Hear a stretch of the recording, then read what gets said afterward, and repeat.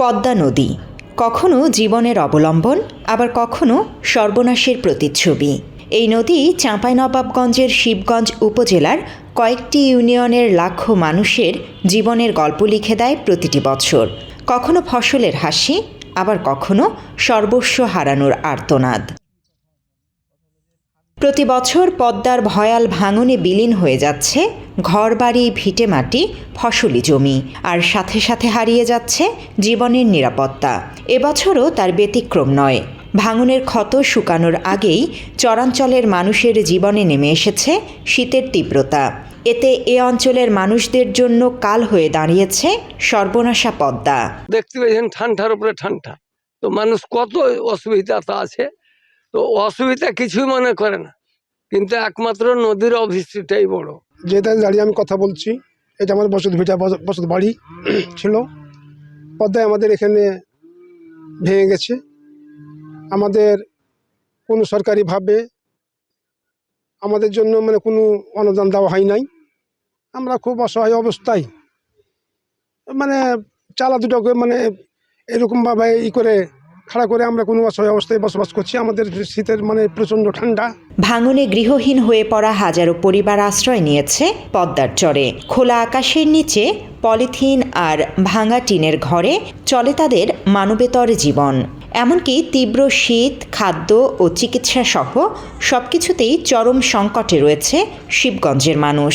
এখন পর্যন্ত এই ঠান্ডা শীতের ব্যাপারে কোনো উদ্যোগ নেয়নি এবং কোনো আমরা ত্রাণ পাইনি, কোনো রিলিফ এবং কোনো কম্বল কোনো কিছুই আমাদের এলাকায় দেওয়া হয়নি। এখানকার এই ঠান্ডার মধ্যে বাচ্চা কাচ্চা অনেক অসুখের মধ্যে যে পড়ে, তো সহজেই চিকিৎসা ব্যবস্থা পাওয়া যায় না, সরাসরি স্বাস্থ্য কমপ্লেক্সে যেতে হয়।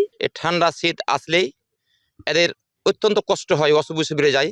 আমি মনে করি সরকারের কাছে যদি আমরা একটা দাবি দিই, মাঝে মধ্যে কিন্তু হয় না, পূর্ণ হয় না।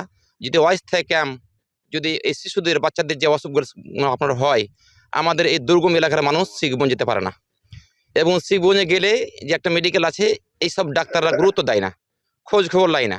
ওই একই ওষুধ, ঠান্ডা, কাশি এবং ডায়রিয়া, যে কোনো রোগ হোক না কেন, ওই একটাই ওষুধ দেয়। বাত ব্যথা, প্যারালাইসিস কিংবা আর্থ্রাইটিস, আধুনিক ফিজিওথেরাপি ও পুনর্বাসন চিকিৎসায় নির্ভরযোগ্য নাম ডিপিআরসি। শীতার্ত মানুষদের শীতের কষ্ট কিছুটা লাঘব করতে কয়েকটি স্বেচ্ছাসেবী সংগঠন শীতবস্ত্র সংগ্রহ শুরু করেছে বলে জানান চাঁপাইনবাবগঞ্জ হেলথ জোনের উপদেষ্টা মাহফুজ রায়হান। আমার জানা মতে প্রায় 7 থেকে 8টি সংগঠন ইতিমধ্যে শীতবস্ত্র কালেকশন শুরু করেছে এবং অতি দ্রুতই তারা শীতবস্ত্রগুলো বিতরণ শুরু করবে। তো চরাঞ্চলের মানুষের জন্য আলাদা পরিকল্পনা আছে সংগঠনগুলোর পক্ষ থেকে। শীতবস্ত্র খুব দ্রুততম সময়ের মধ্যেই দেওয়ার পরিকল্পনা চলছে। দুর্যোগ কবলিত ও দুর্গম এলাকা হওয়ায় সরকারি সহায়তা বাড়ানোর দাবি জানিয়েছেন স্থানীয় জনপ্রতিনিধিরা। তারা বলছেন, নদী ভাঙন ও অসহায়ত্ব জীবনযাপন করা মানুষদের জন্য সহযোগিতার হাত বাড়ানোর চেষ্টা করা হচ্ছে। এলাকাটি বলা যায় যে খুব দুর্যোগপূর্ণ এলাকা, বিশেষ করে বন্যা কবলিত এলাকা, নদী ভাঙ্গন এলাকা। এবারও নদী ভাঙ্গনে বেশ কিছু বাড়ি বিলীন হয়ে গেছে, নদীগর্ভে বিলীন হয়ে গেছে।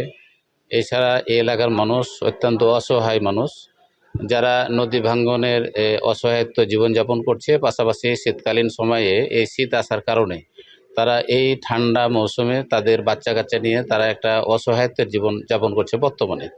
পাশাপাশি আমার উপজেলা নির্বাহী অফিসারের কাছে আমার সে বিষয়ে আবেদন আছে। আমি ওনার সাথে যোগাযোগ করার চেষ্টা করছি, কথাবার্তা হইলে সেখান থেকে কি পরিমাণ সহযোগিতা পাওয়া যায়, যাতে মানুষের এই দুর্যোগ সময়ে তাদের সহযোগিতার হাত বাড়িয়ে আমরা সবাই দিতে পারি। তবে সরকারের পক্ষ থেকে যে সহযোগিতা করা হচ্ছে অঞ্চলটিতে জনসাধারণের তুলনায় পর্যাপ্ত নয় বলে জানান উপজেলা প্রকল্প বাস্তবায়ন কর্মকর্তা।